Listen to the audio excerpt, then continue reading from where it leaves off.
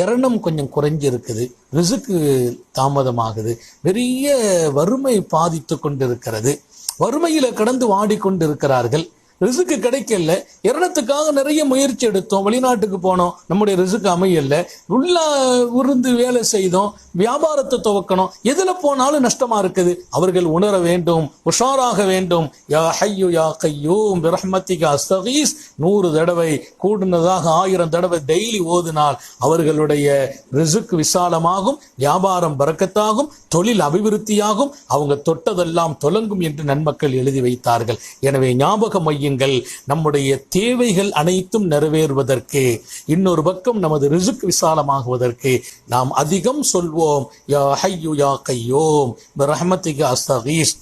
அல்லாஹ் நிச்சயம் நிறைவேற்றி தருவான். அண்ணல் எம் பெருமான் தன் அருமை மகள் என் ஈரக்குலை துண்டு என்றார்களே ஃபாத்திமா, அவர்களுக்கு சொல்லிக் கொடுத்த துஆ, காலையும் மாலையும் இதை ஓத விட்டுவிடாதீர்கள் என்றார்கள். எல்லா விஷயத்தையும் உள்ளடக்கி அன்னலார் இப்படி சொல்லி இருப்பார்கள்.